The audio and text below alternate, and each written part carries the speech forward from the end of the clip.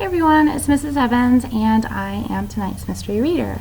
I am going to finish off chapter 9, so starting at the bottom of page 70 is where I'm going to start. So let's see what's happening with Humphrey today. A desktop is a very interesting place, in case you've never explored one. Miranda's desktop had a big cup with hearts all over it. The cup was filled with pencils. Pencils smell so sweet. She had a round silvery container of paper clips and a square purple container of rubber bands. She had lots of paper in a pink box, and she had a great big fat dictionary. I could really use one of those. I wonder if they make doll-sized dictionaries you can hide behind a hamster's mirror. Miranda giggled as she watched me check things out. When I tried to climb into the paperclip box, she stopped me with her finger. No, Humphrey, those would hurt you. She did the same thing when I tried to roll in the rubber band box. No, Humphrey, rubber bands can be very dangerous, she told me. Well, I guess I knew that. Hadn't Garth shot a rubber band at AJ last week and almost got sent to Principal Morales' office? Hadn't AJ held his arm and said, "Ow," when the rubber band hit him?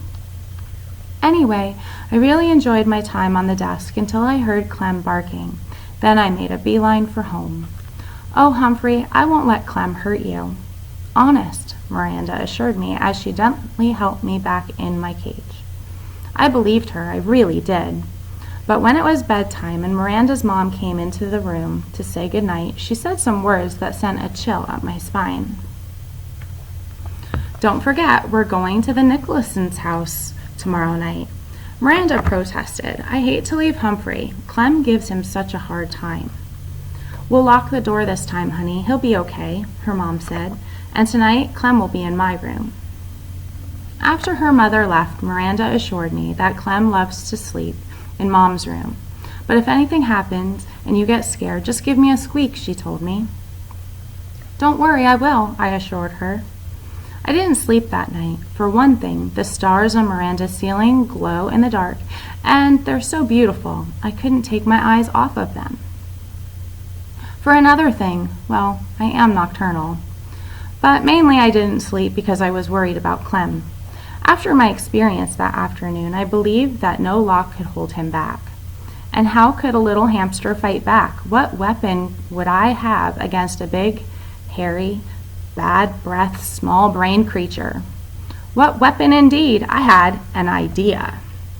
Clem hadn't made a peep for hours, so I took a chance and quietly opened the lock that doesn't lock and dashed across the desktop to pick my weapon, just in case of another encounter with Clem. Then I scampered back to the cage with it and quietly closed the door. I hid my weapon behind my mirror, next to the notebook where no one could find it. Then I managed to get 40 winks or so of sleep around sunrise. Miranda and her mom kept Clem out of my sight all day until it was time for them to go to their party. I'm still worried, said Miranda. I'm locking your door with a key on the outside, her mom said. I'm locking Clem in my room, and Humphrey's cage is closed tightly, right? Miranda checked it. Everybody always checks it. It always seems locked from the outside. It even makes a clicking sound, but from the inside, believe me, it's a piece of cake to open. Miranda seemed satisfied with the arrangement, but I wasn't, so I remained on high alert all that afternoon and evening, and here's what happened. After Miranda and her mom left, Clem barked for a while. Then I heard jiggling and joggling for about an hour.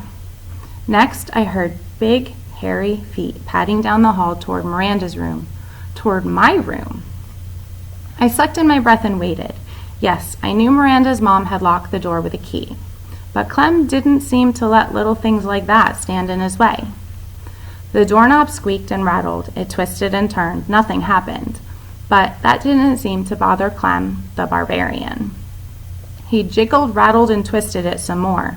When he got tired of that, he threw his whole body at the door, and then, very slowly, the door opened. Clem actually seemed surprised, but I wasn't. I had spent the last 2 hours carefully preparing for this moment. Not that my heart wasn't going thump, thump, thump very loudly. Even Fanny the fish seemed nervous. Clem trotted right up to my cage and stuck his big, wet nose up against it. "Stay away, keep your distance," I squeaked. "I'm warning you." Clem wasn't discouraged one bit. "Woof," he barked, sending a foul cloud of doggy breath my way. I didn't even flinch.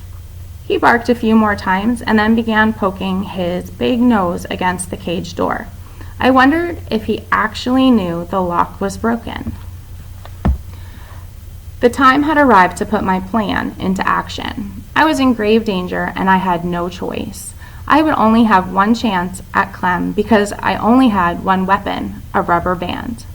It had taken me a long time to get it hooked around the edge of my food dish. Now I carefully pulled it back as far as I could, aiming directly at those big doggy nostrils. "You asked for it, beast," I squeaked. Then I let loose. The rubber band snapped and sailed through the air, hitting Clem squarely on the nose. He yelped like a baby and raced out of the room as if he'd seen a ghost. Too bad I didn't still have my ghost costume. That would have been a nice touch. I guess Clem wasn't quite as dumb as I had thought, because he never even tried to come back in the room again. Of course, Miranda and her mom were really puzzled when they came home and found both bedrooms unlocked and Clem cowering under the living room sofa. "I don't get it," said Miranda. "Humphrey looks just fine. Maybe it was a burglar." But Miranda's mom checked the closets and drawers and nothing was missing. "Now that's a mystery," said Miranda's mother after she searched the whole apartment. Miranda stared at me, shaking her head. "If only Humphrey could talk," she said.